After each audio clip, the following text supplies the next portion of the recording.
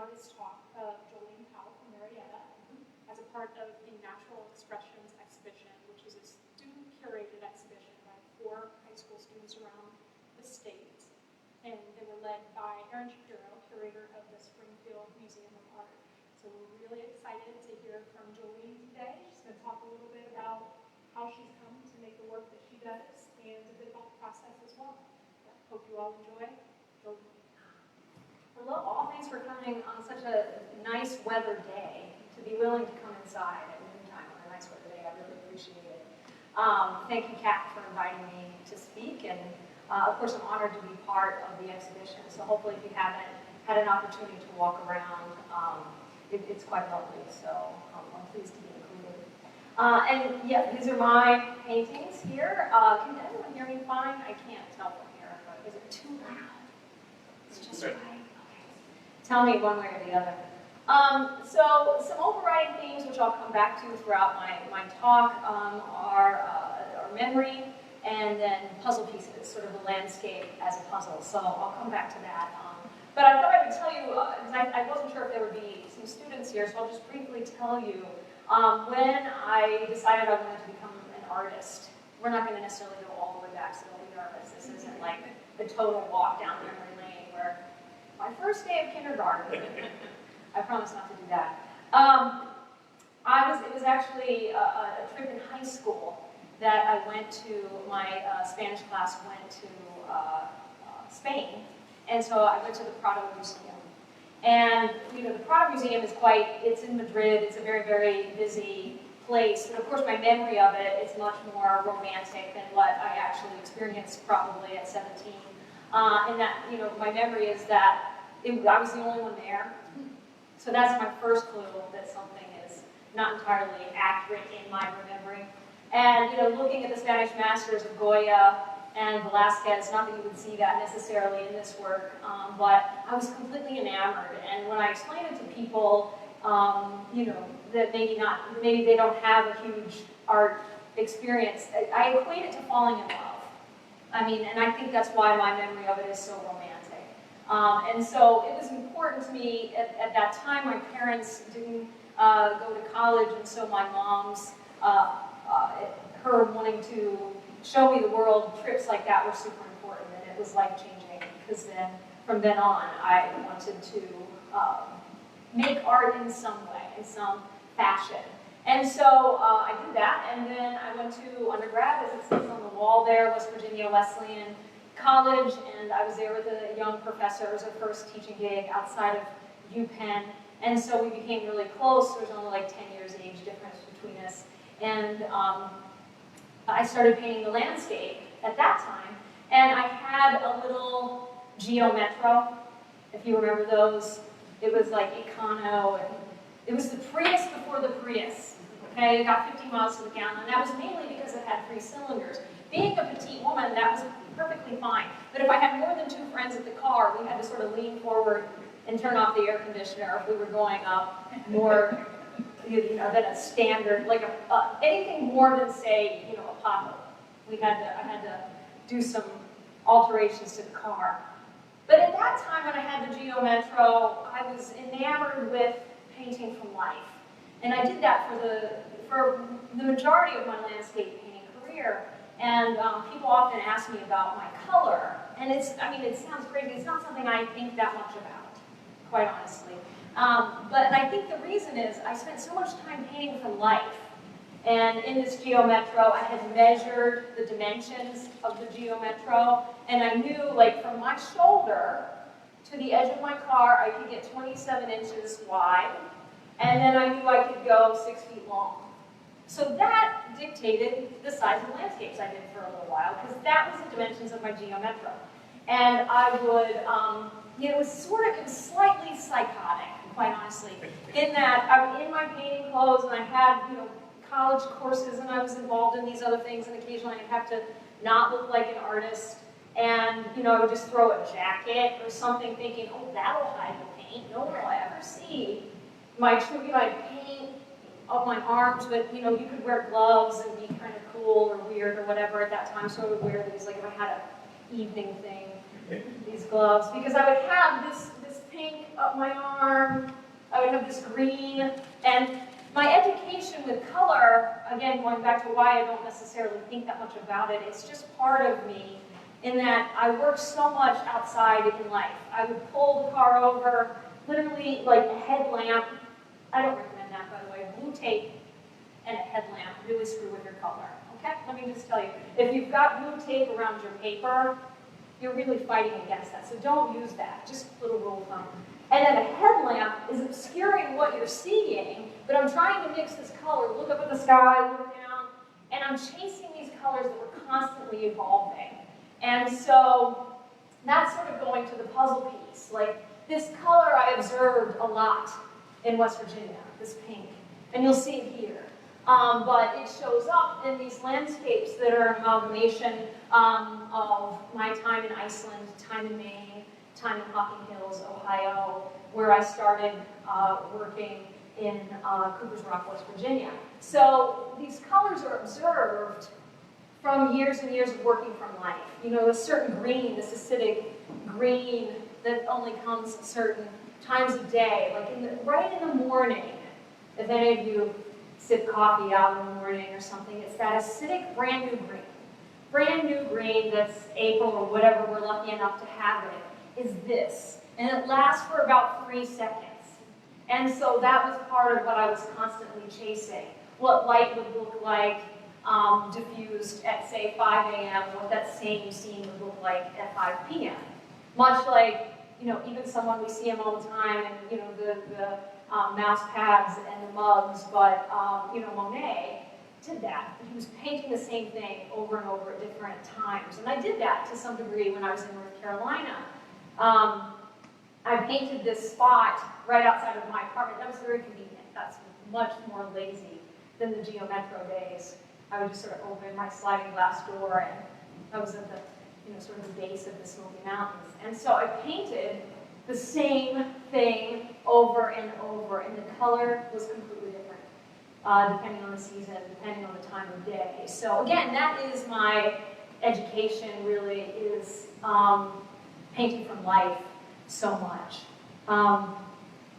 And the other thing about that is, you know, if you've ever, I come from a liberal arts background, and so if you've, you know, studied philosophy or anything, something that stuck with me from the time I was an undergrad was, you know, Heraclitus, where he said you can't step in the same river twice.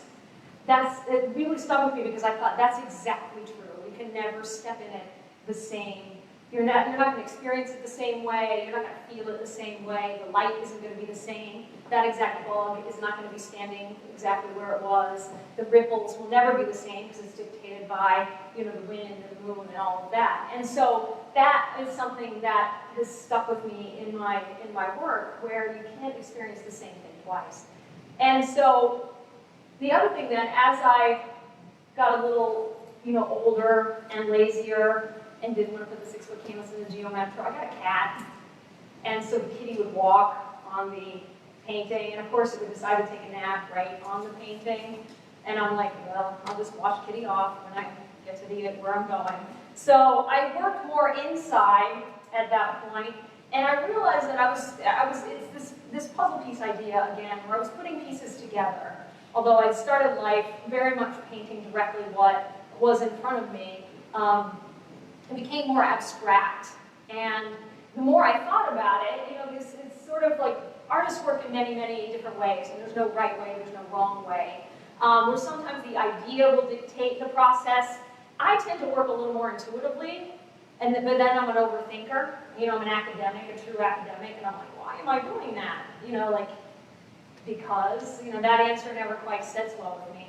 And so, you know, I'm thinking about, you know, the pieces that I'm putting together, or, you know, why this started happening, why they became more abstract.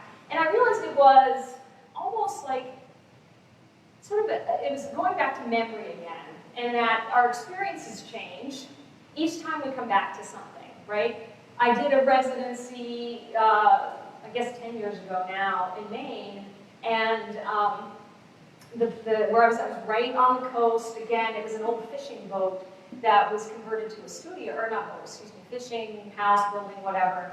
that was converted to a studio. And the reason that was great is because you would never be allowed to build that exact studio now, because at high tide it was literally 8 inches from the water. So there's no way you could ever do that now. So it was grandfathered in as this old structure, and they had the entire back side of it was glass. And so all I could see was this rocky, beautiful coast of Maine. And I was there the month of June, and it's super foggy, if any of you have been to Maine in June. Like, I couldn't see, you know, my hand in front of my face, hardly. So I was like, oh, I guess I'm going to paint this gray fog. And then I just started painting these same rocks in front of me. And then I would come home, once I was removed from that space, and continue to paint the rock, but maybe not in gray, maybe that pink sky that originated in West Virginia, or maybe this acidic green that's from Marietta, Ohio, would creep in to it. And I realized then that, you know, memories are not exactly the same. You know, you always think it's this like Rolodex, right? Oh, well, yeah, we know what Rolodex is. Okay, I was just checking. I make these references like map, Rolodex, and it's like, you know, my OLD flares up at that point because I'm referencing these things. So you know, we think these memories are like filing cabinet, like, okay, 1998, you know, Cullowhee, North Carolina, and you just go and pluck it out and insert it. And it doesn't work that way. And that each time you experience it, it's exactly that. It's a new experience. It's not a file. It's a completely new experience. And it goes back to that you can't step in the same river twice. And so that's why I have this element of reinvention and this element of recomposing. And so that's sort of, you know, where some of these jagged, like where is this from? Are these pieces from the same foreground? Is this rock from these same sort of marching cliffs? Were they in that exact place at that moment? No, they are not. I have composed that. You know, this giant over here were these large black cliffs in front of this giant sort of separating, more flesh-colored, delicate stone? No, probably not. I put them together that way. That's my memory, that's my experience, that's the reinvention of it. The other thing, when I was in graduate school at Boston University, I was still working pretty much from life, and behind my studio is just across the river from Cambridge, where the studios are for BU. And so our studio was this beautiful old Cadillac dealership, and behind it was this little pond called Hall's Pond. And I started to just go, I went there and painted every day, most days, all of graduate school. And during that time, the time period I was there, it was normal, sort of like my first year of my MFA. And then the second year, it was really overgrown and wild, which is what I liked about it, coming from North Carolina, coming from West Virginia. It was sort of in this suburban area in, you know, Boston proper, really, that I had this little oasis. Well, it ends up that the plants and the trees from this place weren't indigenous to the area. And so there was this, I really don't know the backstory, I did go to a couple city council meetings or whatever, but they wanted to take out any of those plants and trees and only put in things that were indigenous of the area. And so at that time, I sort of felt like, you know, any landscape to some degree in this constant change, this environmental change that we live in, has an element of documentation, whether it be abstract or not. Because this was a small thing, this was like an environmental thing as far as invasive species and things. But nonetheless, the look of it was very much like any other sort of landscape destruction you might see along the side of the road, where you know, that giant orange netting was like wrapped around one tree, like, okay, this tree gets to live. It gets to stay here. It has cousins and colleagues in Boston.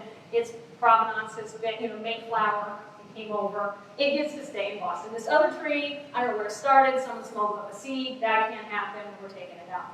But, you know, the visuals of it, the really dramatic sort of construction worker orange netting, and then the trees that were marked to be cut had these giant, like, violent orange X's on them and things like that. And again, you know, when, like sort of like I was telling you before, my memory is very dramatic, you know. But this is true. This is true.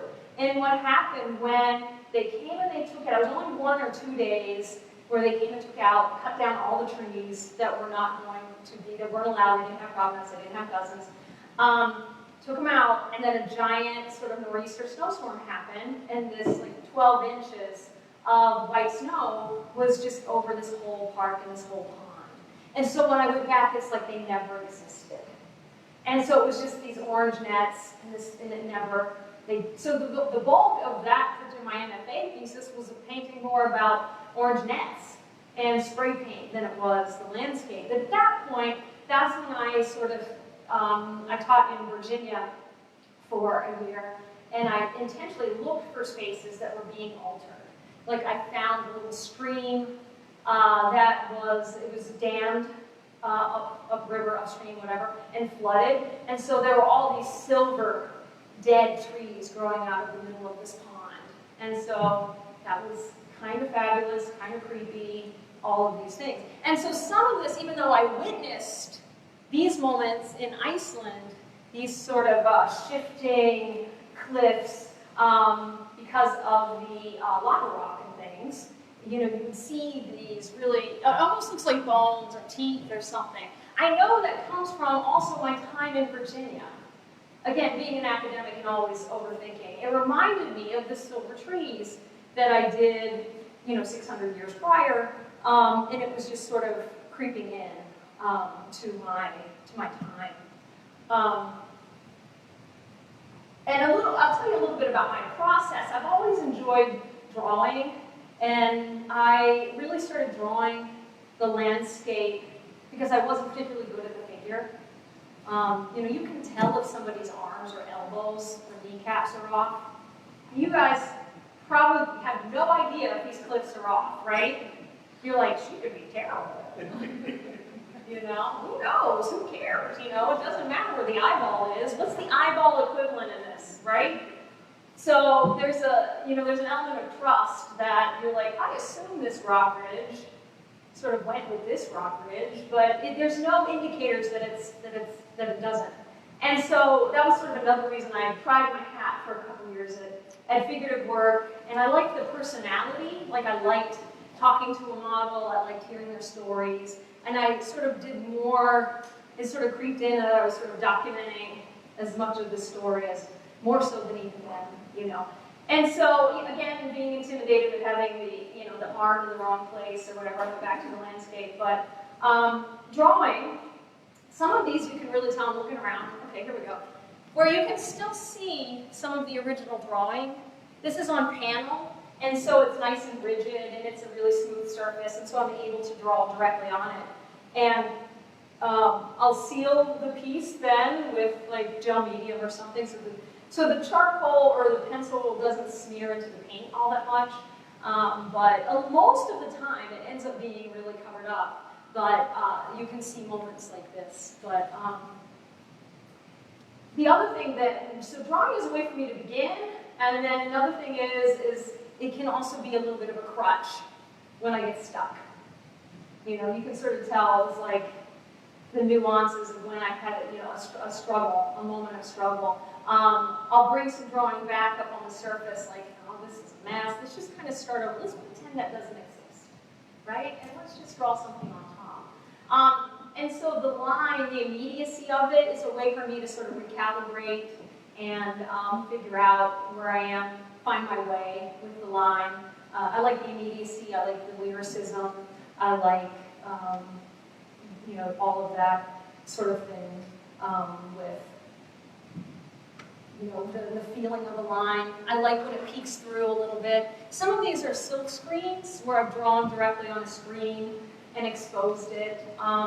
So I like to work in a different way. I should say that working in acrylic is relatively new to me, and it came out. I worked in oil, and so for me, again, going back to the, people asking about my color, I've worked in both paints. I think all, I worked in watercolor and wash, and, I'm also a printmaker. But oil paint, it's something with the binders, being the oil, it's more transparent. But the pigment, is super vibrant.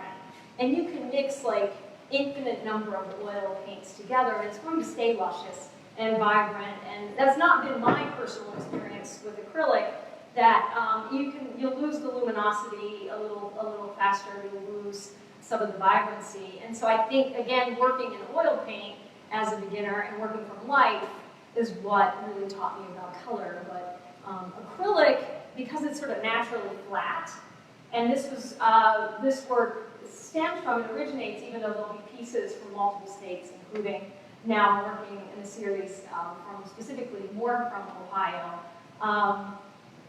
It was because I did a residency in Iceland, and I didn't want to ship back oil paintings. Like, it was expensive enough to ship, a flat-packed giant thing of paper, of acrylic on paper. So again, it was a practical thing that I took acrylic over there and thought, okay, I have to make something, but I don't. I mean, really, you don't. That's the thing about a residency. Who would know?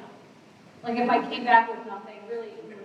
I mean, that's the honest truth. So, you kind of work yourself up, but it really doesn't matter. But thankfully, I came back with some things I could work with, and acrylic, I sort of just started to embrace the flatness, embrace the printmaker side of me, sort of merging drawing and printmaking together. I work monotype and silkscreen, and mostly I've done etching and relief printing and things, but I would say monotype and silkscreen would be the things I work most. And so you'll see that flatness.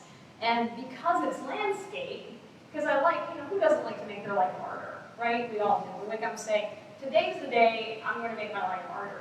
And so I often am trying to figure out how to balance this flatness of the acrylic, because again, it's going back to the skills. I didn't have the skills to do light drawing.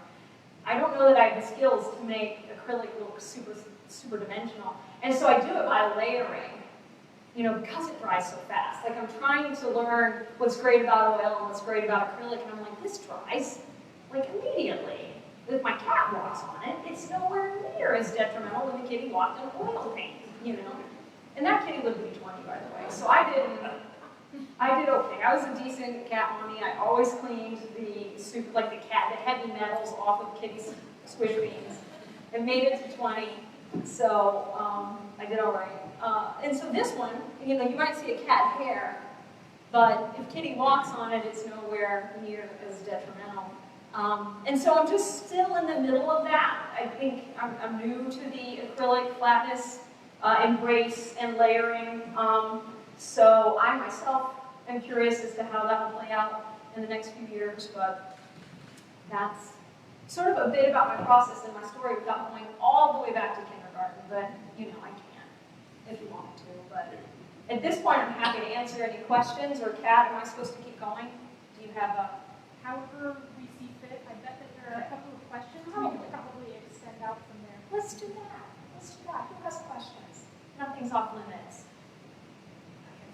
Oh, good, Michelle. Okay, so talk about the quality of the acrylic that's flat, right? Yeah. When I look at your work, like, let's say 3N, right? This one? Yeah. Okay. So obviously the entire picture space is acrylic. Yeah. But when I look at that, there are areas that are sort of blended, if you will. But then you have truly flat, like the little lavender rocks in there are truly flat. And every piece that I look at, there is this area where there is no blending, there is no drawing. It's sort of like, for me, it's this sort of almost quintessential thing that you do. Like, there's going to be an area of just complete flatness. Obviously, that's intentional. Yeah. Is that, where does that come from? Is that, is it a way to say, okay, I am using acrylic and this is flat, or does that come from a different space? Yeah. Yeah, that's a great question, and I think it's twofold. It comes from, Can you repeat the question for the folks that are yes. The question is, I'll have some moments in my work where there is a shape, and it is sort of filled in without any blending, and it is apparently flat. And the question is, does that come from acrylic, or is there another reason for it? And the answer is because it's acrylic, and then also interested in just the shape of it. You know, I think as a landscape painter, you're interested in, there's so many things that cause you, you know, in the geometry to pull over. You know, it's light, it's color. Sometimes it's the shape of a tree. Sometimes it's the shape of the rocks, or the shape of a river or a stream or whatever. And a lot of times when I do that, I notice it's something that I've been attracted to its shape. I think sometimes it's also like a visual break, where you can have this sort of atmospheric moments, and then it's a moment of clarity, of pause, of shape, of embracing the acrylic. So that's sort of what I've determined. But it may, on some paintings, maybe one wins out over another, but that's sort of, if I'm talking about all of them, the reason. So, yeah. Good question. Thank you. More? Yes. Hello. Okay, good to see you. Yeah, I'm glad to be here. Wish I was here on time. Oh, no, fine. Thanks for coming. Erica Hess, artist in town.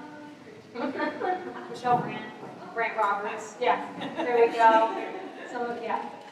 So you're talking about, you know, printmaking and this idea of layering and working back into your paintings and sealing.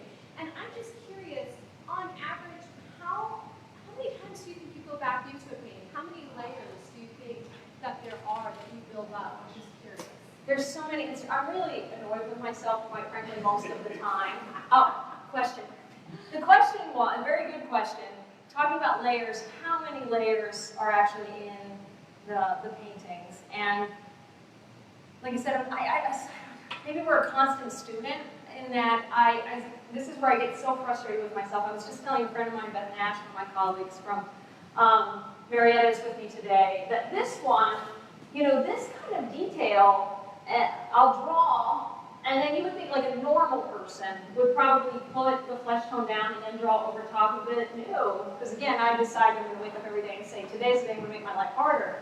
I paint in between there, probably why I have a frozen shoulder. I paint in between there, these little bitty things, and so several of these paintings have this super detailed area, like underneath this giant stone is a section. Behind here, you can see a little bit where we're starting to ease into that same skinny yellow tone and the little detail, and it's covered up. And so the layers, I wish I could do it faster. Like sometimes I get mad I only make like 10 paintings a year, and then I think, well, what does that matter? But again, I'm an academic, so I have to ask myself all these questions all the time. So the number of layers, I have no idea, because they change so much.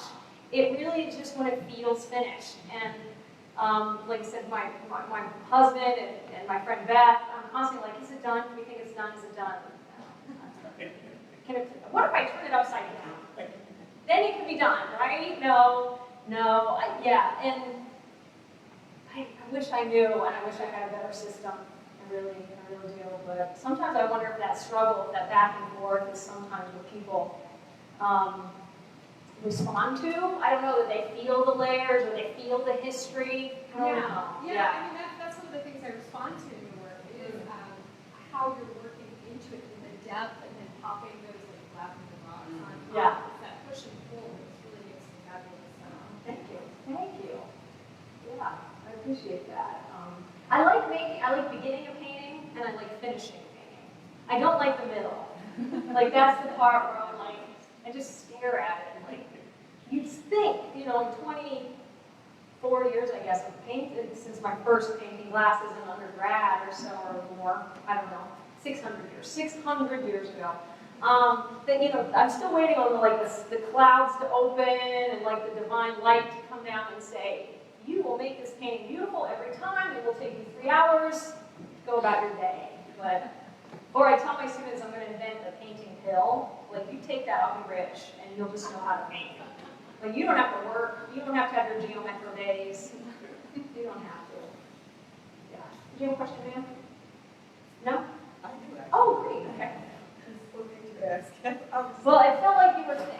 The brain email. I got your brain email. Yeah, I got it. I was thinking about your, where you going between the lines. Yeah.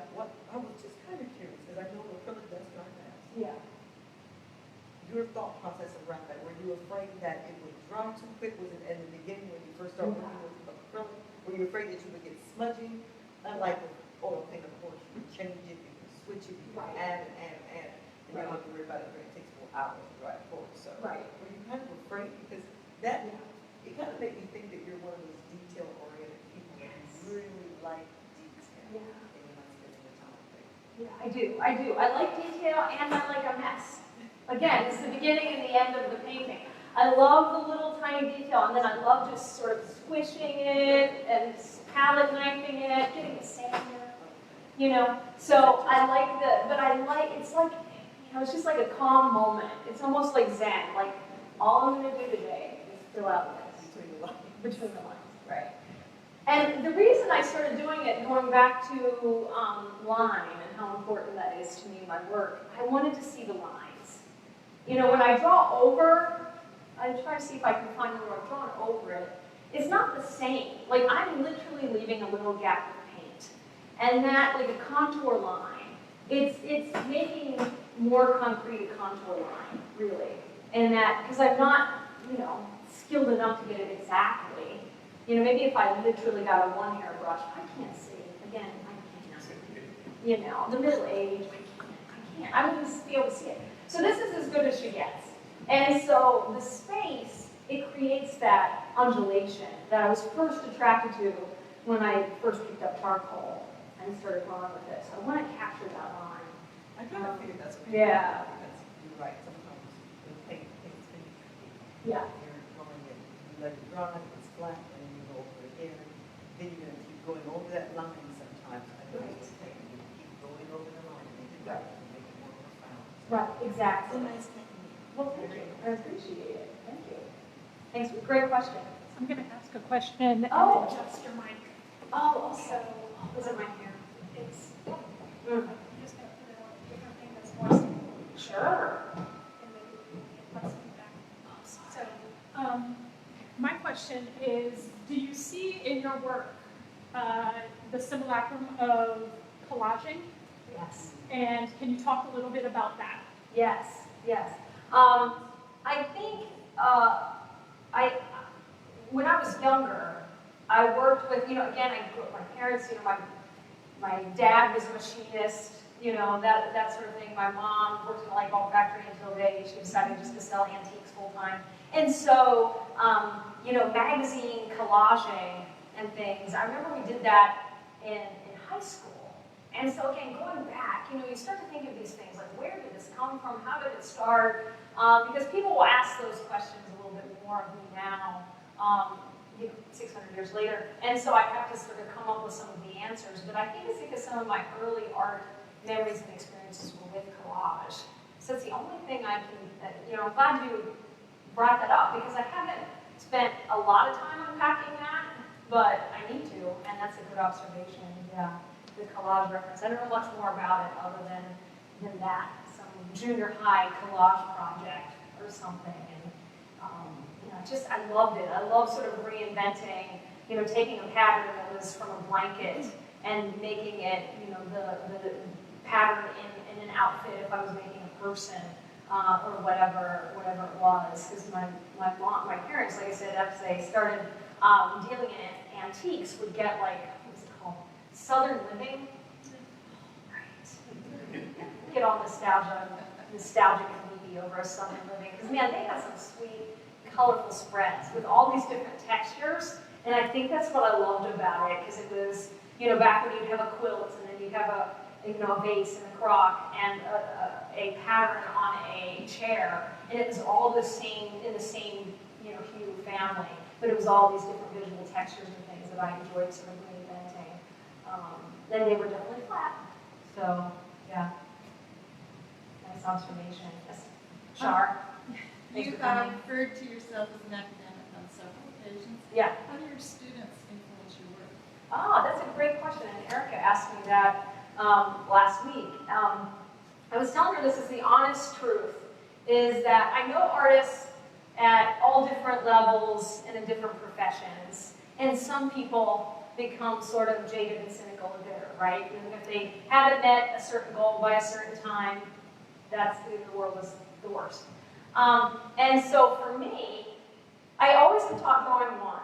That was my first class I ever taught at Western Carolina University. It was in 1998. And ever since then, I've always, even though I'm teaching painting, printmaking, capstone, whatever, taking students myself on trips, I'm always still teaching drawing one, at least once a year.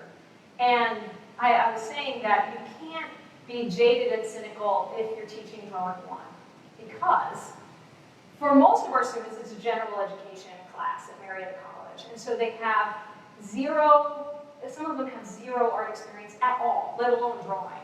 And so you're like, here's this piece of charcoal, like caveman style. We're gonna make some images with this hunk of charcoal. So it's like completely different than anything they've done, especially the younger they get. They get younger, I stay the same age. So they get younger. And so I'm handing them this piece of charcoal, and they realize, they're like, oh, a contour line, or oh, I can draw that ellipse, or who knew I could draw, a cube or a box in perspective, and they get so excited, and they love it. It's impossible. I would imagine it's like working with super young kids. It's impossible to be jaded and cynical for teaching drawing one, because you're like, that's what art is about. You have this just sheer excitement, this beautiful moment of connecting, of rawness. They're not thinking about a gallery. They're not thinking about an exhibition. They're not thinking about networking. They're not thinking about their website. They're sheerly enjoying that moment and I get to be privy to that. And it's completely humbling and something I'm very, very thankful for.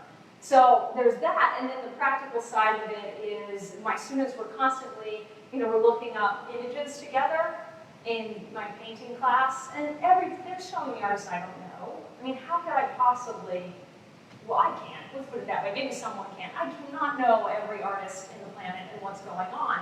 And so invariably, I'm like, well, what was that again? What was that? Soup. Airdrop that to me. And so I'm learning from them a lot of times, or they'll have a moment in a painting that just feels like that. Great. May I steal that from you? That kind of thing. So, keeps ideas fresh. It feeds my soul. I'm blessed to be teaching some of the intro classes. I'm blessed to be teaching some advanced classes and get to have conversations about exhibitions and artists. And so that it constantly feeds my practice that way, visually and spiritually. Good question. Ooh, you guys want to pick a number? Michelle? Okay, Michelle. So you talked a little bit about how the landscape has always been important to you, coming back to the geometry and what have you. Yeah. But you talked about specifically the light and the forms and those types of things. But I've heard other artists who maybe paint the urban landscape that they feel the same way. Yeah. So I'm interested in knowing, why do you think that you come back to more of a rural landscape, one, versus an urban landscape? And even though you are painting more of a rural landscape, I do see structures in your work that almost mimic sort of architectural maybe references. Yeah. For me anyways, those Yeah. cliffs always sort of can read that way to me. So I'm just interested in knowing why a more organic rural landscape versus an urban. Probably because of my own experience. I haven't lived in that many urban places. So I'm from Fairmont, West Virginia, not a huge town.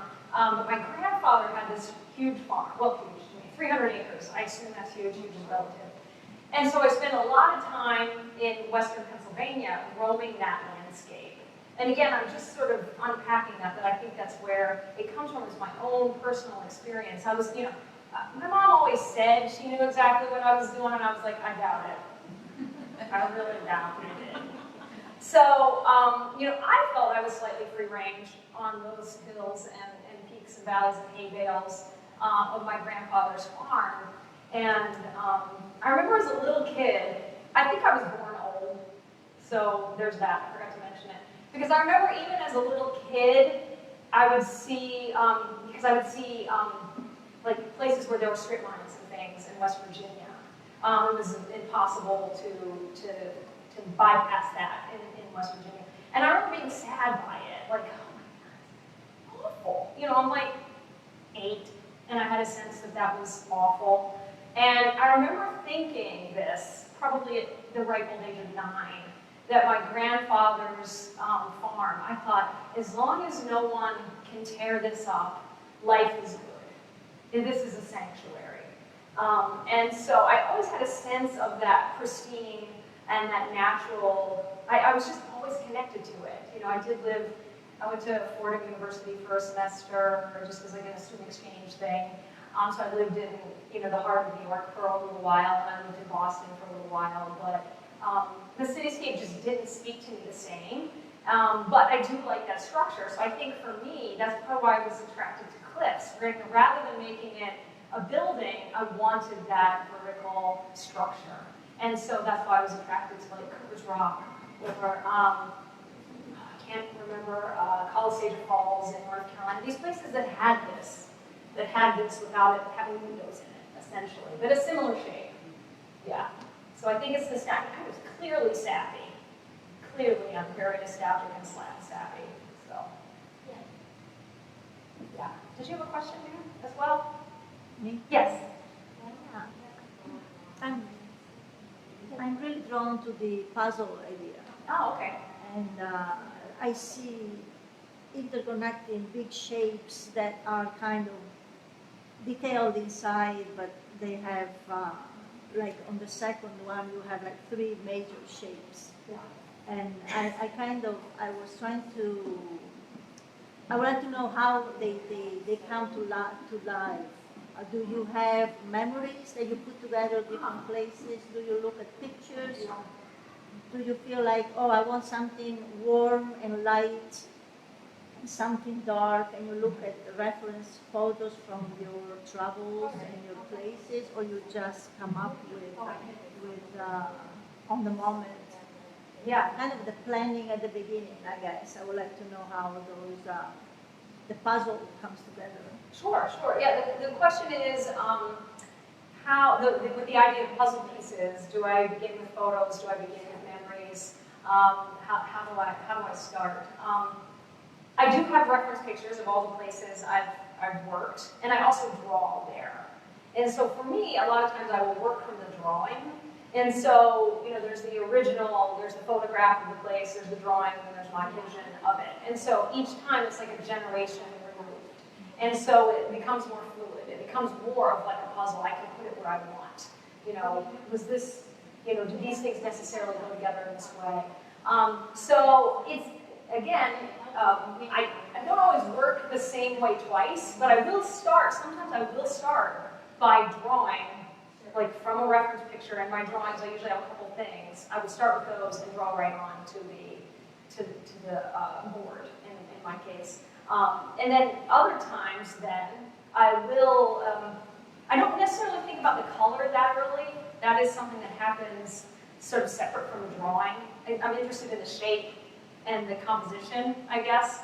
But then the color, sometimes I'll get a completely different batch of photos, or maybe I'll get some watercolor studies to figure it out. But I would say 70% of the time, I start by drawing something pretty close to the way it was in life, but then it ends up being quite different. It's just a way for me to have something to react against, I think, because I am an intuitive artist. I need to have something there to decide my next move, even if it ends up being quite different by the end. So, does that answer your question? Okay. Thank you.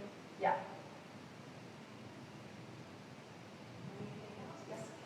Curious about your experience with this particular setup of exhibition and curation. Could you speak a little bit about why you said yes to being a part of this show and what you learned from it in your experience? Okay. Well, I said yes immediately because it involves students. And I thought, what a wonderful idea. To my knowledge, correct me if I'm wrong, it's the first time student curators have been involved in anything at, you know, at least the state level, I guess, of any kind of pre-planning. And so I was very much interested in helping young curators, because I run our exhibition space at Marietta College, and a lot of times it's always this delicate thing of, how interested is someone in curating? It can be, I mean, that's a whole area of study of which, I have some experience there, versus just putting something on the wall. And, you can talk about patterns and size, likeness, and themes, and all of that. And so I thought, how wonderful to give people in high school that experience. And so I said yes immediately. Like, I don't think the question was even out of, Aaron's. I think I stopped reading, like, students, exhibition, okay.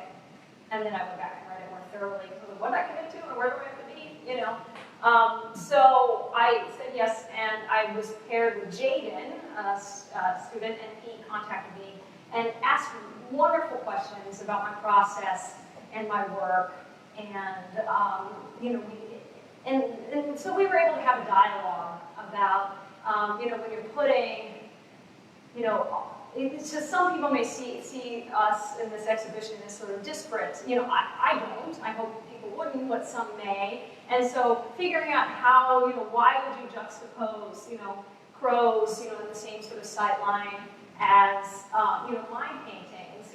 Is it texture? Is it the flatness? That sort of thing. And so Jade and I were able to have some nice conversations, not necessarily about this piece, I'm just giving that as an example, about when you're putting, the conversations, sort of the visual conversations you want to have in an exhibition and things like that. So I haven't actually met him, so I don't know if I will, but we've just communicated via email and all of that. But I hope this is something people, Riffe and the Arts Council continues. I think it's really illuminating for students to understand this side of it.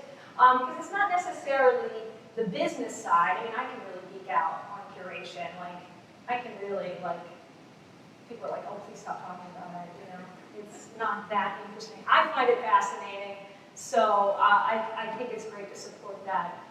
Because for young people, especially nowadays with digital media and all of the opportunities, pop-up exhibitions and things like that, I think a young person, even if they just have some basic tools to themselves, they can go off and have like a garage exhibition or whatever, or a living room exhibition, and put together something really interesting to to bring someone in. Maybe their aspiration is to get to the next level. Well, if they know their due diligence, if they know what they know and do their due diligence, they can put together a decent show and just have that and invite people in. So I was really happy to be involved in this exhibition. So yeah, and everybody was great. Aaron's great, Kat's great.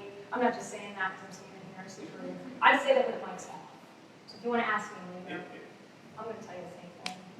So everyone's been really supportive, and the other artists in the exhibition also, I'm just flattered to be. I think it's a great range of work. Like I said, I've talked to a couple folks about coming to Marietta and things like that. So I'm hoping it's the first of some longer relationships. So, which is a nice thing. Yeah. Any other questions? Anything more that you'd like to explore in conversation regarding natural expressions? Like The title? Yeah, Or yeah. So like identifying your pieces, there are some really obvious connections. Yeah. Right? But when you were working with your curator to identify pieces, did you think about that? And is that something that you can talk a little bit about? I think I was so concerned about just the logistics of where, who has what, borrowing something back or borrowing from Grant Roberts. Jaded was more cognizant of that, I think, than I was, to be totally honest. Maybe I shouldn't have did that out loud. I think he was more interested in it seemed like he was interested in the pieces that had some of the minutia in it. I don't know if it was something that they were looking to connect, almost like a visual texture, that kind of thing. If that was something the students had talked about, I'm not sure. But given the questions and the things he responded to, I was very much aware that he was thinking more about the big picture, because I didn't even really know. And it was probably sent to me. I just didn't realize, even all the artists that were included and what their work was like. So I felt like Jaden definitely knew more about that than I did. But I did think that the title, I thought, was it opened it up to so many interpretations to be able to have this, I love this video piece, you know, and then some of the three-dimensional, like, screen type paintings from the person from Ohio University. And so it left the door wide open to, it wasn't just representing nature, which is what I liked about it, but it was sort of the next step of nature, the conversation of nature, the experience of landscape or of nature versus just representing it. So I thought, and I don't know where, did the title come from the students or you or? I think the previous director in the Okay. Shapiro worked to Okay. close in on that. Yeah, yeah. Again, I love that. Geek out on that.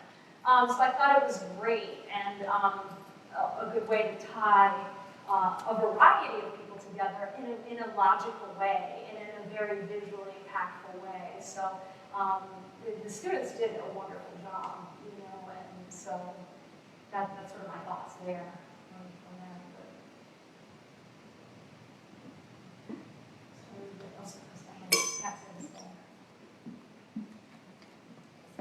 Where can we see your work next?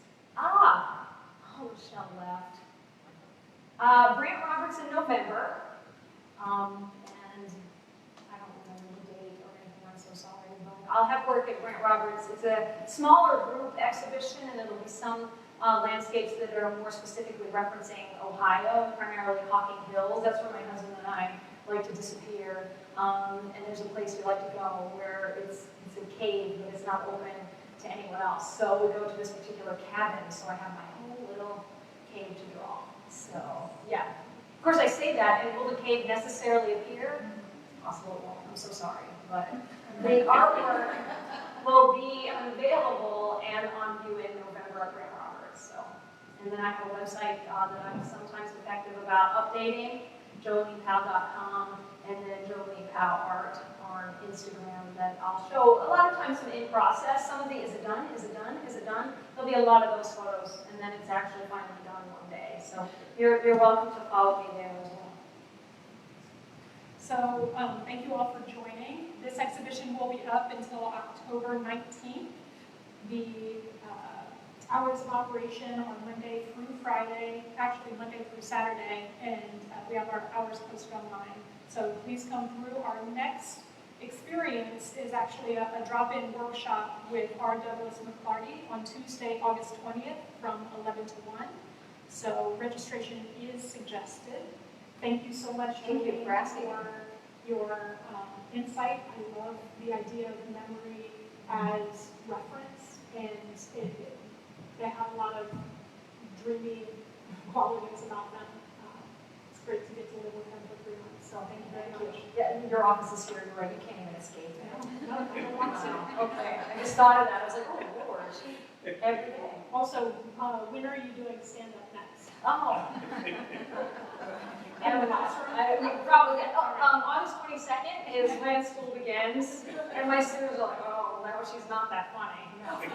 So it's, yeah. They're laughing on the inside. Or at me, probably a little bit at me, like, what is she wearing? Thank you so much. Thank you. Thank you all for being here, and everyone online. Enjoy the rest of your day.